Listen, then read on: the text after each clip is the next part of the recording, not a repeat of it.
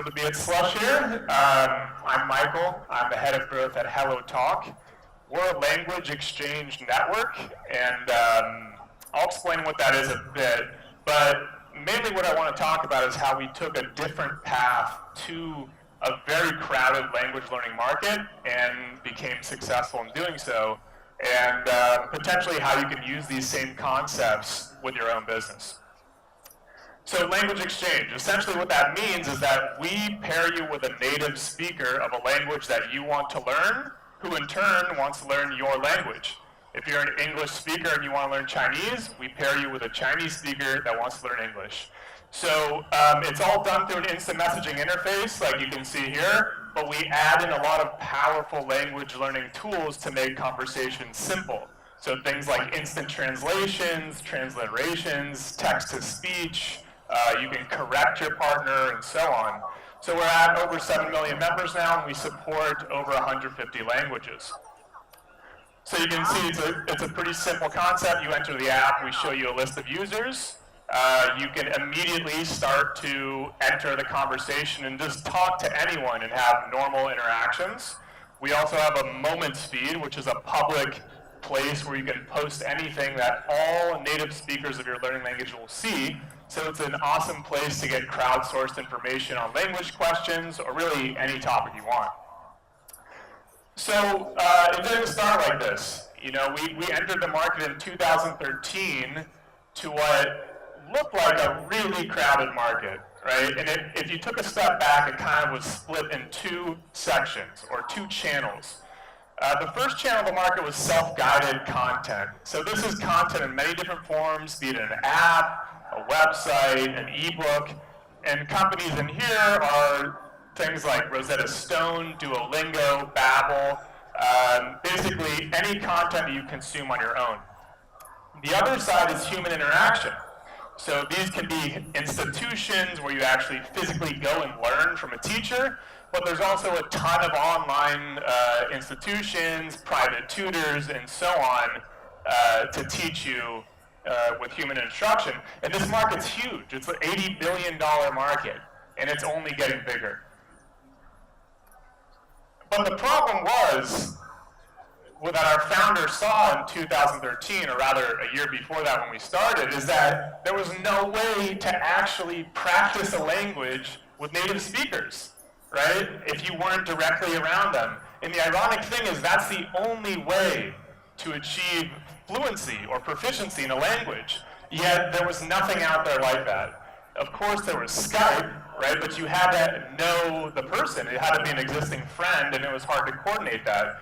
There was also a number of websites and forums online, but they were all outdated, very poor user experience, and just hard to keep a conversation going. So our founder Zachary said, well, let's create a solution.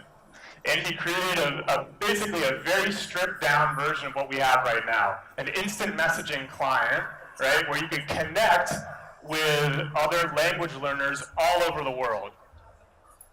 So it started with Euphoria, right? Like every entrepreneur's dream. We were the hottest education app worldwide within 2 weeks. Everyone was excited.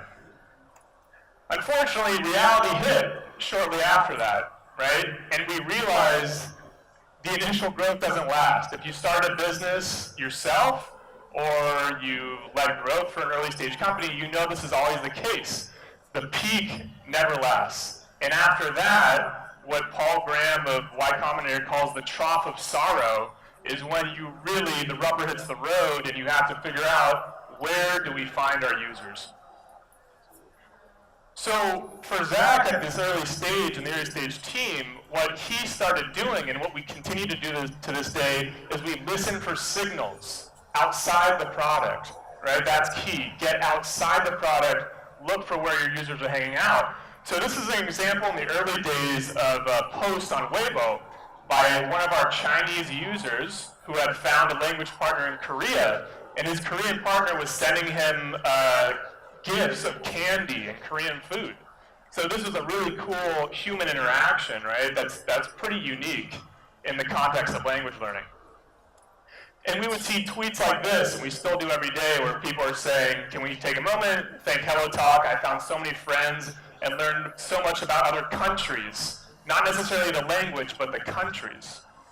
First official day on HelloTalk, I'm already making friends. We just help each other out, Korean for English. So it's like, there's something unique going on here outside of just language learning.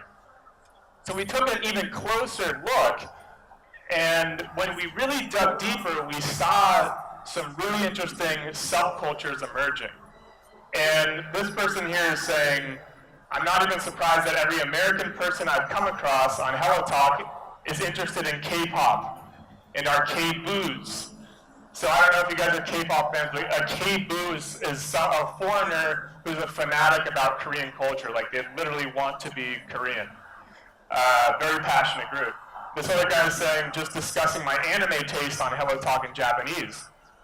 So we started identifying these really passionate subcultures of people that we could kind of target. And this is beyond language learning, right? This is actually people who are passionate about human connection and learning about culture.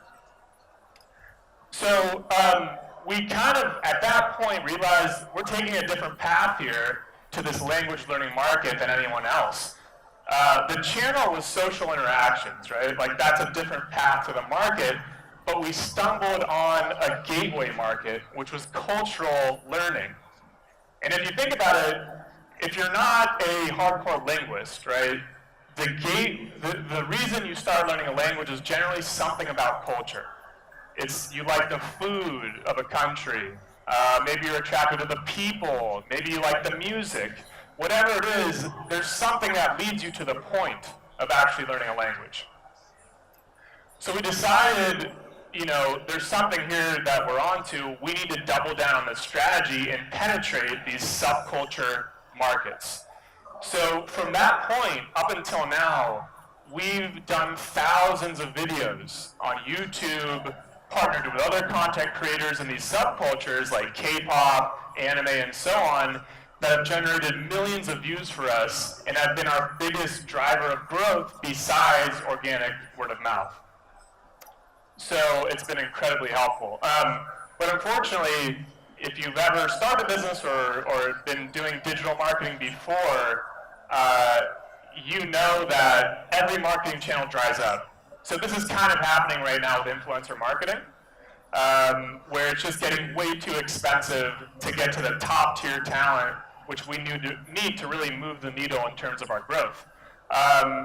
So the benefit, though, of doing this kind of deep research and finding where your users hang out outside of your product is that you get to know them, right? And you get to build a really detailed profile of your user.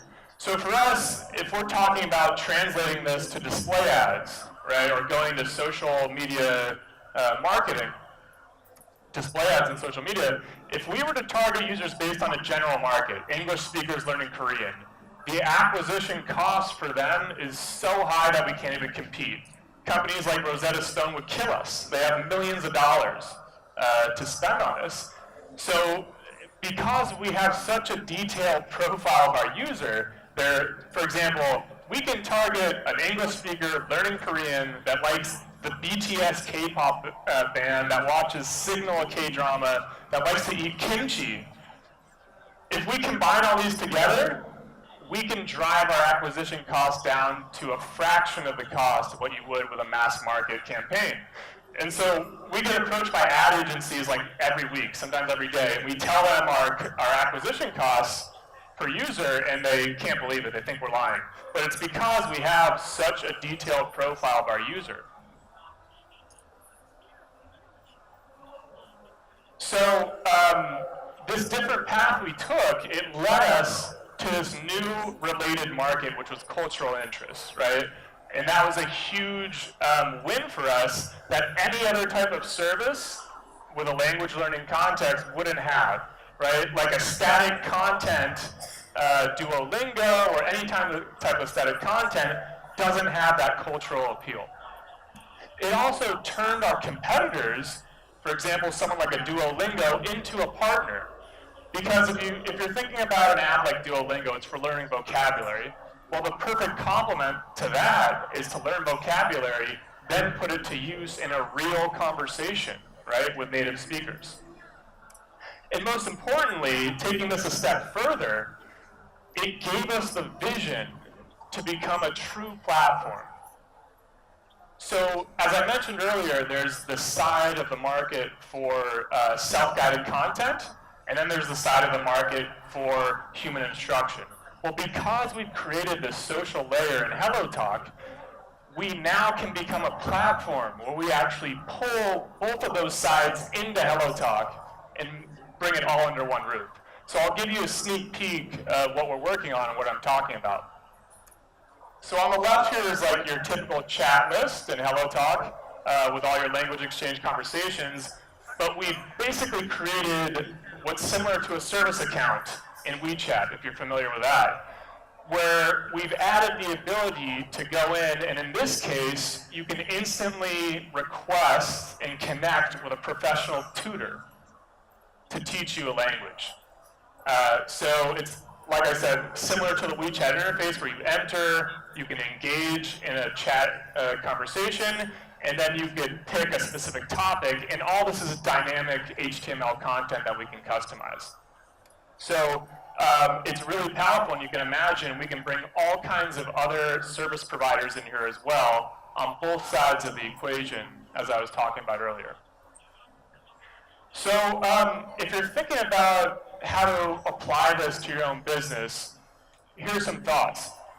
Crowded markets can absolutely be entered, but the problem is you have to find a unique way to do it. Find a new channel to enter a crowded market, kind of like the blue ocean strategy, if you're familiar with that. Next is, what are users doing outside your product? This is so critical. I can't say this enough. If you're not fortunate like us, where your users are actually talking about you on public networks, do some interviewing, right? Like, reach out to your users, find out what they like to do, what makes them tick, where do they spend their time, and then go there, figure out how to attract them, and kind of acquire a new gateway market. So as I said, enter the gateway market and related markets.